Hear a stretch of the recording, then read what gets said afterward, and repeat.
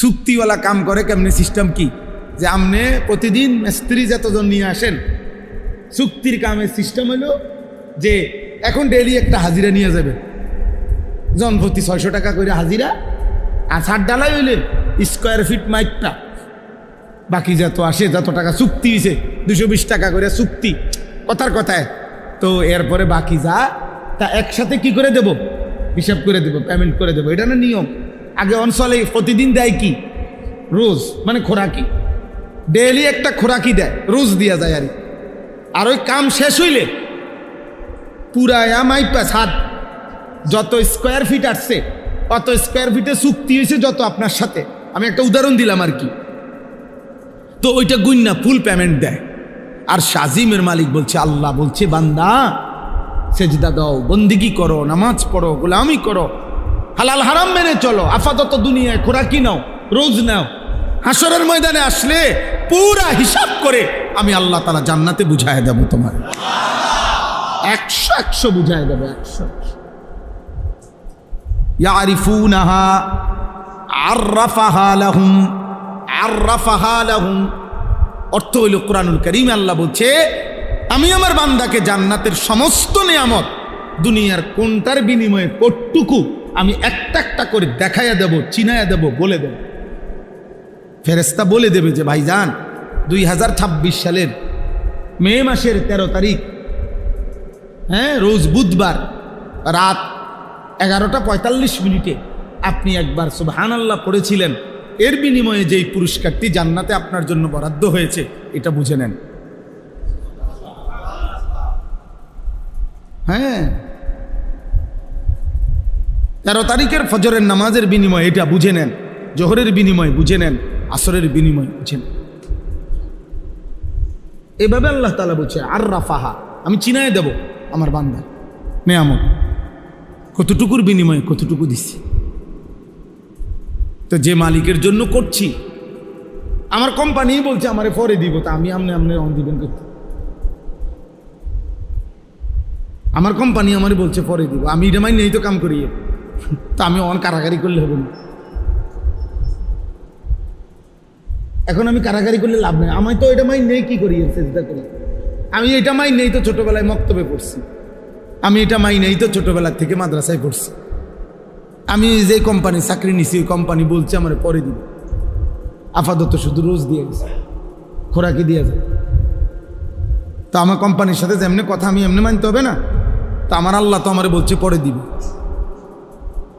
বাকিটা পূর্ণ দিব। আল্লাহ তাআলা আমাদেরকে বুঝ দান করেন। আমার ভাই, আমি আপনাদের কাছে এটাই বলতে চাই, ইসলাহি মাহফিল মানে জিন্দেগি পরিবর্তন, জীবনটা বদলানো, জীবনটা বদলানো দরকার। আলহামদুলিল্লাহ এখানে অনেক নওজোয়ান ভাই আছে, বয়স্ক বাবা আছে, শহরের মানুষ, আপনারা বুঝবান মানুষ, আপনারা ভাবতে শেখেন। 1000 বছরও ফেরিওয়ালা মাল বদলায় না, ফেরিওয়ালা তার পণ্য শুধু ঘোষণা দেয়। আমরা আরো 1000 বছরও যদি বলার সুযোগ হয় মাল বদলাবো না, ফেরিওয়ালা মাল বদলায় না। ফেরিওয়ালা কালকে চাইল বেচে, আজকে ডাইল বেচে না।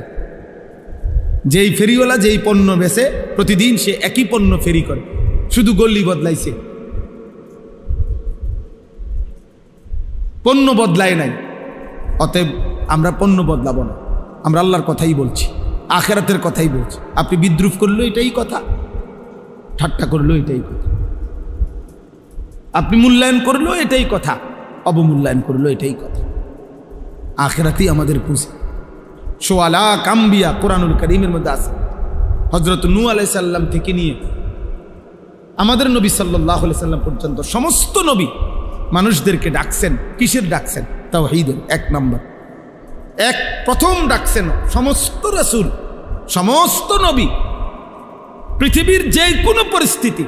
দেখেন কোরআনুল কারীম, এটা তো সময়ের ব্যাপার, আপনারা যদি ধরে ধরে বুঝাইতে পারতাম যে কোনো জাতি প্রচণ্ডভাবে আপনার ওজনে কম দিত, কোনো জাতি সমকামিতা, পুরুষে পুরুষে প্রচণ্ডভাবে অসৎ ঘৃণিত চরিত্রহীনতার কাজ করত, কোনো জাতি আপনার মানুষকে জুলুম করত, এরকম অসংখ্য পাপ ভিন্ন ভিন্ন ছিল।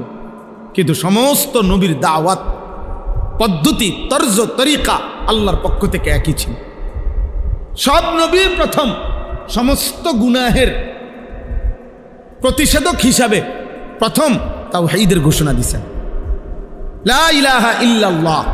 এ কথা যখন বুঝাইতে চেষ্টা করছেন যে কলিজায় যদি তাওহীদ বসে তো গায়রুল্লাহ, আল্লাহ ভিন্ন যত চেতনা সব চলে যাবে, সব চলে যাবে। সাহাবায়ে কেরাম যারা কালিমা পড়ছেন, ভিন্ন ভিন্ন পাপ ওনাদের মধ্যে আগে ছিল, কিন্তু যখন কালিমা পড়ছেন নবী সাল্লাল্লাহু আলাইহি সাল্লামকে সর্বান্তকরণে মেনে নিছেন, পেছনের জিন্দিগি একদম সাফ, পিছনের সব ভুলে গেছেন, পিছনের সব ছেড়ে দিছেন। আর আলাদা আলাদা করে মেহনত করতে হয় না। কোরআন এটাই বলছে নবীজিকে। এই কোরআনে কারীমে আছে আল্লাহ তাআলা দুইটা কথা বলছেন, উতলু মা উহিয়া ইলাইকা মিনাল কিতাব ওয়া আকিমিস সালাহ। হে নবী, আপনি সমস্ত মানুষের সামনে দুই জিনিস পেশ করেন। কয় জিনিস বলেন? এক, কোরআনুল কারীমের তেলাওয়াত, দুই, 5 ওয়াক্ত নামাজ। উতলু মা উহিয়া ইলাইকা মিনাল কিতাব, 1 নম্বর কোরআনুল কারীমের তেলাওয়াত, 2 নম্বর ওয়া আকিমিস সালাহ, 5 ওয়াক্ত নামাজ। এবার আল্লাহ ওয়াদা দিছে এই দুই ফর্মুলায় কি ফায়দা আসবে। আল্লাহ বলছে শুনেন, ইন্নাস সালাতা তানহা আনিল ফাহশাই ওয়াল মুনকার। এই কায়নাতে, এই মানুষের সমাজে যত অশ্লীলতা, যত গুনাহ, যত বেহায়াপনা আছে, আমি আল্লাহ বললাম কোরআনুল কারীমের তেলাওয়াত আর নামাজ একসাথে সব দূর করে দিন। আলাদা আলাদা প্রেসক্রিপশন লাগবে। সুরের জন্য আলাদা ট্রিটমেন্ট, সুদখোরের জন্য আলাদা ট্রিটমেন্ট, চরিত্রহীনের জন্য আলাদা, না না, আলগা ফাইল লাগবে না। এই দুইটাই, এই দুই ফর্মুলা সুরের সামনেও দেন, ডাকাতের সামনেও পেশ করেন, সুদখোরের সামনেও পেশ করেন, হ্যাঁ, ব্যভিচারী জেনাখোর তার সামনে পেশ করেন, জওয়ানের সামনে এটাই পেশ করেন, বুড়ার সামনে এটাই পেশ করেন, নারীর সামনে এটাই পেশ করেন, পুরুষের সামনে এটাই পেশ করেন। আল্লাহর কোরআন, 5 ওয়াক্ত নামাজ। এই গুনাহ শেষ পর্যন্ত কোথায় নিয়ে যাবে? আপনারা যারা হারাম রোজগার করেন, আপনাদের এই হারাম রোজগার শেষ পর্যন্ত আপনাদেরকে কে রক্ষা করবে? আপনাদের সন্তান, আপনাদের বিল্ডিং, আপনাদের দুনিয়াবি ক্ষমতা। আপনি কি বুঝ করলেন দুনিয়ার ব্যাপারে? তো একটা পরামর্শ কইরা মানসিকভাবে একটা প্রস্তুতি নিছেন কেমনে কেমনে বাঁচবেন। যে 2 নম্বরই করে মোটামুটি সে একটা প্রস্তুতি নেয় যে আমি ধরা খাইলে বাঁচমু কেমনে। তো আল্লাহ তাআলার হাত থেকে কোরআন শরীফে স্পষ্ট একটি আয়াত আছে, সাংঘাতিক কথা। আল্লাহ বলছে আম আবরামু আমরান ফা ইন্না মুবরিমুন। আল্লাহ বলছে হে নাফরমান বান্দা, তোমারে জাহান্নামের আযাব আমি কি দেব? খুদার কসম আল্লাহ বলে আমার আযাব আমি ঠিক করে রাখছি, তুমি নাফরমান, আমি আল্লাহর হাত থেকে কেমনে বাঁচবা তুমি ঠিক করো, তোমার বুঝ তুমি করো, আমার বুঝ আছে, আমি আল্লাহর কাছে আযাব আছে, আমি রেডি করে রাখছি, যে তুমি আমার হাত থেকে বাঁচবে কিভাবে তা তুমি রেডি করো। বলেন আমরা যারা নামাজ পড়েন না, যারা ফজরের নামাজ পড়েন না, দিনের পর দিন, মাসের পর মাস, বলেন বাপ কি বুঝাইতে চাচ্ছেন নিজেকে? ভদ্রলোক কারে বুঝান? এটি মানুষে বুঝে না, মানুষে চিরা খায়। হ্যাঁ, সুদখোর আমনে নিজেরে ভদ্রলোক বুঝান, আর আমরা চিরা খাই, আমরা বুঝি না। কিস্তিখোর আমনে ভদ্রলোক বলতে চান, আমরা বুঝি না, আমরা ভাত খাই না, আমরা বাতাসে বুড়ো বয়সে যাব। হ্যাঁ, লোন মানে কি আমরা বুঝি না, কিস্তি মানে কি আমরা বুঝি না, আমরা শান্তির দেশের থেকে আসছি। সুদ মানে কি আমরা বুঝি না, আমি বলতে পারলাম না আর কি। আপনার কথা বোঝেন নাই, আপনার ক্ষমতার জোরে আমি পারলাম না আপনার লগে, কিন্তু আমি না বুঝার কিছু আছে নি। এটা কোনটা আলো কোনটা অন্ধকার এটা না বুঝার কি? কোনটা হালাল কোনটা হারাম, কোনটা পবিত্র অপবিত্র, খাবার যার অপবিত্র, খাবার যার হারাম, সে ভদ্রলোক হয় কেমনে? হারামখোর ভদ্রলোক হবে কেন? সুদখোর ভদ্রলোক হবে কেন? ঘুষখোর ভদ্রলোক হবে কেন? কোন নারী অর্ধ উলঙ্গ থাকা, তার শরীরের অঙ্গ প্রত্যঙ্গ বেপর্দা করা, এটা কালচার হইতে পারে না, এটা সভ্যতা হইতে পারে না, এটা সংস্কৃতি হইতে পারে না, এটা স্টাইল হইতে পারে না, এটা অসভ্যতা হইতে পারে, অসভ্যতা হইতে পারে। আর নয়তো তুমি কাগজে কলমে প্রমাণ করে দাও যে নিজের শরীরের কিছু অংশ প্রদর্শন করা, পর পুরুষকে দেখানো, এটা সংস্কৃতি, এটা কালচার, এটা সৌন্দর্য। কিভাবে সৌন্দর্য? কোন যুক্তিতে? কোন যুক্তিতে? এটা পৃথিবীতে প্রাচীন কাল থেকে নারীর এই বেপর্দা জীবনকে আজীবন মানুষ ঘৃণার চোখে দেখছে। আপনি এটাকে এখন ভদ্রতার মুখোশ লাগাইলে হবে নাকি? কথা বলেন না? হ্যাঁ, আপনি নতুন করে এটার মধ্যে লেবেল দিয়ে দিলে হইব, নতুন অস্ত্র দিলে হবে নাকি? এই জন্য আমি আপনাদের কাছে আজকের এই মোবারক ইসলাহি মাহফিলে মনে করাইতে চাই, মনে করাই আমাদের জীবনের প্রথম ডিউটি গুনাহ ছাড়া। এটা আমার হুজুরে বললেন, আমি এই জন্য হুজুরের কথাটা আমারও দিলে লাগছে, আমিও বললাম। নবীজি সাল্লাল্লাহু আলাইহি সাল্লাম বলছেন, ইজা আমারতুকুম বিশাইইন ফাতু মিনহু মাসতাতাতুম। আমি নবী তোমাদেরকে যদি কিছু করতে বলি, তোমরা তোমাদের সাধ্যের সবটুকু দিয়ে তা করো। ওয়া ইজা নাহাইতুকুম বিশাইইন ফাতরুকুহু। আর যদি আমি কিছু নিষেধ করি তা পুরাপুরি ছেড়ে দাও। এখানে গুরুত্বপূর্ণ কথা হচ্ছে, হাদিসের ব্যাখ্যায় আছে, আদেশের ক্ষেত্রে নবীজি বলছে সাধ্যটুকু দিয়ে করো, কিন্তু নিষেধের বেলায় বলছে শতভাগ বর্জন করো। কথা বুঝেন না? মনে করেন নফল নামাজ আমি বললাম, তা আমি পড়লাম, আপনি পড়লেন 2 রাকাত, উনি পড়লো 6 রাকাত, উনি পড়লো 8 রাকাত, হইতে পারে। দান সদকা করতে বললাম যে মসজিদ সুন্দর হয়েছে, আপনারা সবাই দান করেন, তা আপনি দিলেন 10 টাকা, উনি দিল 100 টাকা, উনি দিল 1000 টাকা, এটা হইতে পারে। আদেশটি সাধ্য মতো দেন, কিন্তু মিথ্যা বলা ছেড়ে দেন, তাহলে এইটা সমান। চুরি করা ছেড়ে দেন, এটা সমান। সুদ খাওয়া ছেড়ে দেন, এটা সমান। এটাই নবীজি বলছে, আদেশটুকু সাধ্যের ভিতরে যে দূর হয় পালন করো, আর নিষেধটুকু শতভাগ কি করো? বর্জন করো।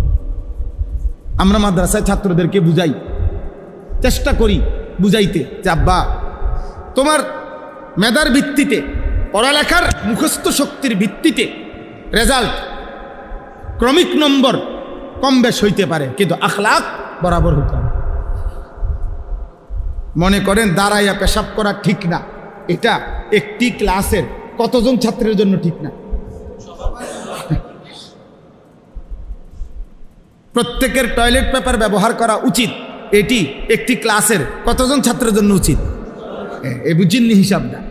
ক্রমিক নং ফলাফলের ক্রমিক ভিন্ন হইতে পারে, আপনার 1, তার 2, তার 3, তার 4, তার 5, তার 6, তার 7, 10, এই ক্রমিক নং হইতে পারে ভিন্ন পড়ালেখার, কিন্তু আখলাক বরাবর।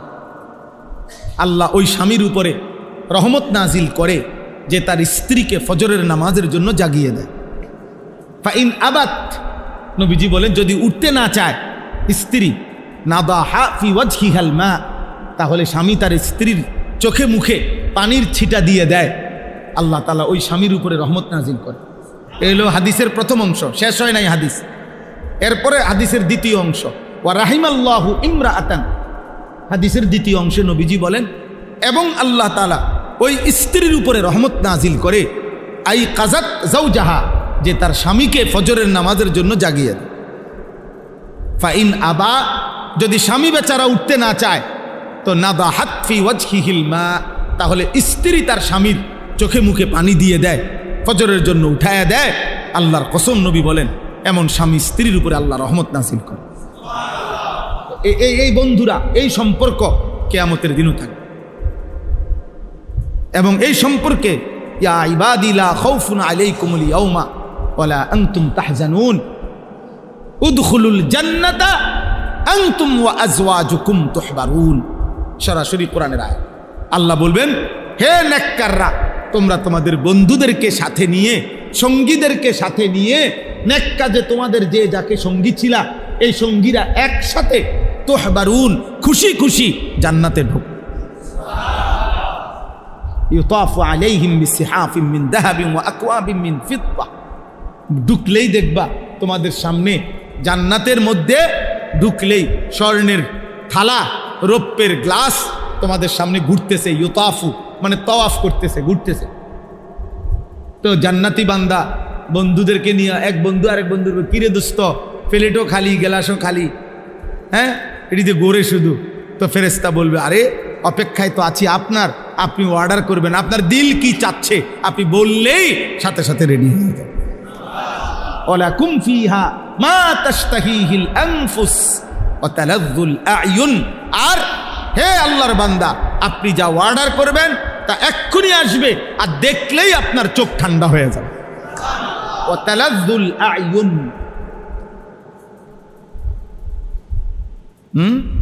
আপনারা যদি দুনিয়ার এই সব বই পড়ে মজা পান, আল্লাহর কসম আমরা কোরআন পড়ে তার চাইতে কোটি গুণ বেশি মজা পাই।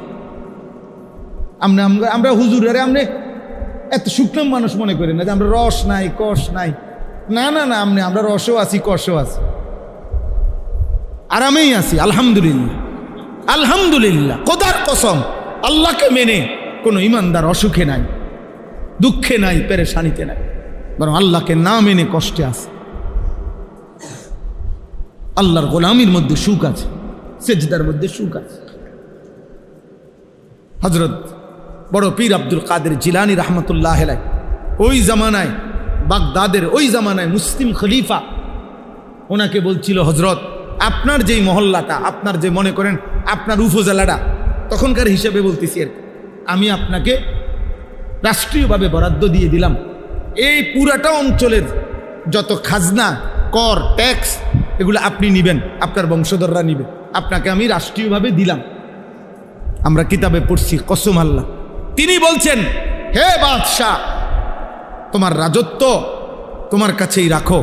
আল্লাহর কসম বাদশাহ, রাত গভীরে তাহাজ্জুদ নামাজের সেজদা দিতে গেলে আমার কপাল, এটুকু কপাল আমার, যেই মাটিটা স্পর্শ করে আমার কাছে তোমার পৃথিবী লক্ষ কোটি বার দেওয়ার চাইতে সেজদার ওই মাটিটুকুর দাম বেশি আমার। আমি গভীর রাতের সেজদার দিলে যে স্বাদ পাই, সুখ পাই, তৃপ্তি পাই, গোটা পৃথিবীর বিনিময়েও আমি তোমার এই সেজদার স্বাদ, ওইটুকু মাটির মহব্বত আমি হারাইতে চাই। যা বেটা, তোর দুনিয়া তুই নে, তোর বাদশাহী তুই নে বেটা। এই জন্য আপনাদের কাছে শুধু গল্প বলা মাকসাদ না, বক্তাগিরি দেখানো মাকসাদ না, আপনার দিল জাগান। আপনি কেন ফজরের নামাজ পড়বেন না বলেন না আব্বা? যুবক ভাই, কি কারণ থাকতে পারে? তুমি সুস্থ, তুমি সবল, তোমার চোখ, কান, নাক, সারা দেহ সবল, এমন সুস্থ মানুষ কেমনে উঠতে পারো না? তুমি তো পঙ্গু না, প্যারালাইজড না, অক্ষম না, তুমি অন্ধ না, বুবা না, বধির না। রাসূলুল্লাহ সাল্লাল্লাহু আলাইহি সাল্লামের একজন সাহাবী, মসজিদের পাশে যার ঘর ছিল, উনি চোখে দেখতেন না। আল্লাহর নবী সাল্লাল্লাহু আলাইহি সাল্লাম নিষেধ করছিল ফজরের ওয়াক্তে যে তোমার কষ্ট হবে আসতে, আরেকজন লোক নিয়ে আসতেন, উনারা সবসময় পাইতেন না। ওই সাহাবী মসজিদ থেকে ওনার ঘর পর্যন্ত রশি বান্ধিয়া নিচে, বান্দাওয়ায়া নিচে, ওই রশি ধরে ধরে ফজরের ওয়াক্তে মসজিদের জামাতে চলে আসতেন।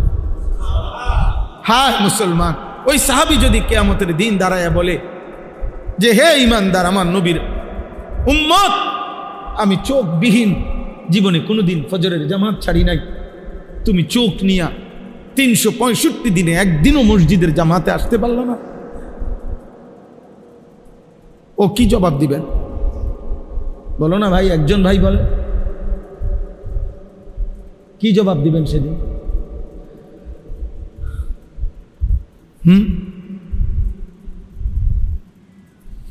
ওই ছেলে দেখেন, তার পুরা মনোযোগ মোবাইলের দিকে, ওই দেখেন, ভাইয়া আল্লাহ তোমারে দয়া করে, আবার হাসে। প্রতিবন্ধী মানুষ এমনই হয়, হ্যাঁ, বুদ্ধি প্রতিবন্ধী, বিবেক প্রতিবন্ধী। এরা সব পরিবেশে তাদের কাছে একরকম মনে হয়, এরা বুদ্ধি প্রতিবন্ধী। ফজরের বাতাসে শুধু ইমানদারের নিঃশ্বাস, ফজরের বাতাস, পবিত্র বাতাস, ভোরের বাতাস। কারণ এই বাতাস শুধুই ইমানদারের নিঃশ্বাস গ্রহণ করে। সেজদাও আল্লাহ তৌফিক দান করেন, হিম্মত করেন ইনশাআল্লাহ। যুবক ভাই তোমরা সবাই হিম্মত করো, পারবা ইনশাআল্লাহ। নওজোয়ান না পারলে পারবে কে? যুবক হারলে দুনিয়া হেরে যাবে। এক এক নওজোয়ানের পুরা শক্তি আমরা খেয়াল করলে হল। একটা অ্যালার্ম ঘড়ি কিনেন, একটা অ্যালার্ম ঘড়ির দাম কত? 300, 350 টাকা, 250 টাকা। ওইটা দিয়ে আপনি অ্যালার্ম দেন। 2টা অ্যালার্ম ঘড়ি কিনেন, একটা বালিশের কাছে রাখেন, একটা একটু উপরে রাখেন। এটা যদি ঘুমের কাতরতার কারণে বন্ধ করে দেন, ওইটা তো বাঁচবো। এটা এতটুকু দূরত্বে রাখেন যেন উড়ন লাগে। আমি আমার মার কাছ থেকে শিখছি এটা। আমার আম্মা, আমাদের বাসা তো এখানেই ছিল, কুমিল্লা শহরে ঠাকুরপাড়া বড় মসজিদের ইমাম সাহেবের ছেলে আমি। আমার আব্বা কুমিল্লা শহরে ঠাকুরপাড়া বড় মসজিদে অনেকটা স্কুল আছে, প্রাইমারি স্কুল। আব্বা 43 বছর এই মসজিদে ইমামতি করছে, এক টানা, এক মসজিদ। আমার আব্বা, আমি ওনার ছেলে। ও প্রাইমারি স্কুলের ছাত্র, আমি ছিলাম এই ঠাকুরপাড়া। এ তো আমাকে পরিচিত এলাকা, আপনাদের এই সব এলাকা। তো এই মারে দেখতাম, আমার আম্মা, আমরা 5 ভাই 3 বোন, 8 জন ভাই বোন ছিলাম। আমার আম্মা একটা ওই যে ঘন্টা ফিরে স্কুলে গোল কাঁসার, এটার মধ্যে আগে ঘন্টা ফিরতো না এমনি টুমটুম করে, এগুলো একটা আমাদের বাসায় আম্মা আনাইছিল। এই প্রত্যেক দিন মা, আমরা ভাই বোনরা ঘুমাইতাম যে রুমেই, এ মা দরজার সামনে এই বেল, এই ঘন্টা এটা দিয়া এই বেল ফিরা টুম টুম টুম টুম টুম টুম করে উঠ। যতক্ষণ না উঠতাম, কত সময় গেছে মারে বলছি, মা উঠছি তো মা, এই ঘন্টা ফিটুন বন্ধ করেন মা, উঠছি। মাই বলতো না ফুত, এইসব কথা কইলে হইতো না, শোয়ার থেকে উঠছি কইলে হইতো না, উঠো, লাইট জ্বালাও, দরজা খোলো, বাইর। আমার যখন 2টা বাচ্চা আছে, আমার যখন 2 সন্তান, আমি যখন সন্তানের বাপ, তখনও আমার মা আমারে উঠাইছে। সম্ভব, হিম্মত করলে সম্ভব, ফিকির করলে কি সম্ভব। একটা মোবাইলে 5টা অ্যালার্ম আছে, প্রত্যেক মোবাইলের মধ্যে কমপক্ষে কি আছে? 5টা অ্যালার্ম দেওয়া যায়। 4:45 জামাত, আপনি আরো 20 মিনিট আগের থেকে দেন। আপনি একটানা টিপ দিয়ে বন্ধ করবেন, আবার বাজবে, আবার বাজবে, আবার বাজবে। আপনি উঠেন, আল্লাহর জন্যই উঠেন। 4 রাকাত নামাজ মাত্র, 8টা সেজদা, অল্প সময়, অনেক দাম। তাহলে পড়বো কখন? এখন থেকে। বলেন ইনশাআল্লাহ, বলেন ইনশাআল্লাহ। আমার একটা স্লোগান আছে, হয়তো এখন, নয়তো কখনো নয়। মানে হয় বলতে হবে এখন, আর নয়তো তোমার মতো আকামলারা দিয়ে কোনো সময় তো না। বুঝেন নাই কথাটা? হয়তো এখন, নয়তো কখনো নয়। বলেন কখন? বলেন কখন? ইনশাআল্লাহ, ইনশাআল্লাহ। আল্লাহ তাআলা সবাইকে হিম্মত দান করেন। শেষ, আমরা আমাদের প্রজন্মকে খুব দ্রুত নিজের হাতে আল্লাহর নাফরমানির কাছেই নিয়ে যাচ্ছে। আপনারাও খবর নেন, আমরাও খবর নিচ্ছি। সারা পৃথিবীর আন্তর্জাতিক পরিক্রমা আমরাও পড়ি কম বেশ। পৃথিবী নিয়ে ইউরোপের ভাবনা কি, এটা আমরা কম বেশ পড়ি। একবারে বেওকুফ না, শুধু ভাত খাই আর ঘুম যাই এমন না। আপনারাও খবর নেন। মানুষ কাকে বলে, ভদ্রতা কাকে বলে, আখলাক কাকে বলে, চরিত্র কাকে বলে, আর উপার্জনকারী প্রাণী বলতে কাকে বলে। এক হলো উপার্জন করে, আর এক হলো মানুষ হয়েছে। আপনি যেই কোনো খবরে শুনবেন, খবর নেন, ইউরোপে সবচেয়ে বেশি উপার্জনকারী মানুষ হলো ওরা, ওই সকল নারী যারা তাদের দেহ বিক্রি করে। সবচেয়ে বেশি উপার্জন তাদের, সবচেয়ে ধনী তারা ওই নারীরা যারা তাদের শরীর বিক্রি করে।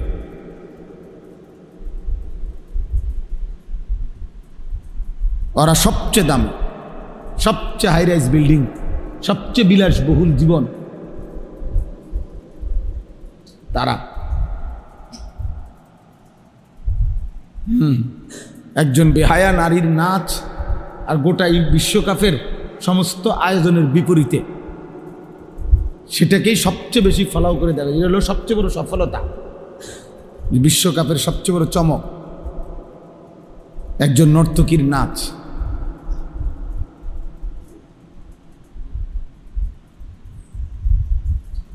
আপনারা খবর নেন পত্রিকায়, এই আগত বিশ্বকাপ উপলক্ষে সবচেয়ে বেশি হাইলাইটস করা হইতেছে কি? জুন মাসের বিশ্বকাপ। খবর নাও আব্বা। মানে ফুটবলটাকে বেশি তুলে ধরা হচ্ছে না অসভ্যতার নোংরামিকে? এটা খবর নেই।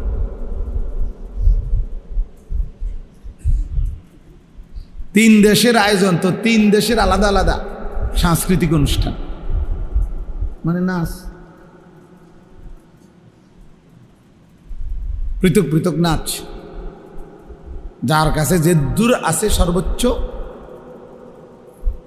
অতটুকু উজাড় করে পৃথিবীবাসীকে নাচ গান দেখাবে। এটাই উদ্বোধনী অনুষ্ঠান। উদ্দাম নাচ, এটাই হলো কি উদ্বোধন, বর্ণাঢ্য উদ্বোধন। এই জন্য সবাই মিলে এটা ভাবতে শিখে। একজনই ভাবেন, আপনাদের বিবেক নেই তো বলেন। এই যে এখানে সর্বোচ্চ বাচ্চাটার বয়স হবে 7 বছর, ওই বাচ্চাটা ফুললি ভিডিও করছিল কেন? তার মাকে, তার বাবা কোথায়, তার অভিভাবক কোথায়? এই মোবাইলটা তাকে কে দিল? নিশ্চিত তার কোনো না কোনো অভিভাবক। হে তো নিঃসন্দেহে 20,000 টাকা 30,000 টাকার একটা মোবাইল ওই নিয়ে আসে না। আপনি ওই একজন বাচ্চা খুঁজতে দরকার নেই। আপনি সমাজের বাস্তবতা বলেন। আপনি ওই এক, এটা যদি এমন না হয় যে কিরে আমরা এতগুলো জুনায়েদ বাগদাদির মাঝখান দিয়া এই একজন বাচ্চা করতে গাইল, এরকম বিষয়টা তো কি এমন? বিষয়টা তো এমন না। তো কাজে ওই একজনকে মেনশন করা মাকসাদ না, আমাদের সমাজ বাস্তবতা তুলে ধর। প্রতিনিয়ত আপনারা একটা মার্কেটে গিয়া, একদিনের মার্কেটে দাঁড়াইয়া ঘন্টা 2-1 দেখেন কি পরিমাণ বাচ্চাদের হাতে মোবাইল। প্রত্যেক মহিলা যারা মার্কেটিং করতেছে তাদের বাচ্চাদের হাতে কি পরিমাণ। বাচ্চাকে যাতে ডিস্টার্ব না করে এর একমাত্র মোক্ষম হাতিয়ার তারে মোবাইল। মহিলা এবার নিশ্চিন্তে মার্কেটিং করতেছে, মহিলা এবার নিশ্চিন্তে ড্রেসিং টেবিলে সাজতেছে, মহিলা এবার নিশ্চিন্তে পাশের ঘরের বাবির সাথে গল্প করতেছে, মহিলা এবার নিশ্চিন্তে ওনার মনে যা চায় তাই করতেছে। বাচ্চারে বুতেও নিত না, জিনেও নিবে না। বাচ্চা 7 আসমানও যদি তার উপরে ভাঙ্গিয়া পড়ে কোনো টেনশন নেই, কোনো বিপদ হবে না, কারণ তার হাতে তো মোবাইল আছে। ও এটাই দেখতেছে এক মনে। এবারে তার মা যদি 3 ঘন্টা না 30 ঘন্টাও না থাকে তার অসুবিধা নাই, ওই হারাইতো না। ওরে তো আসল তাবিজ দিয়ে দিছে, ও যাতে না হারায় এটার জন্য তো তারে তাবিজ দিছেই।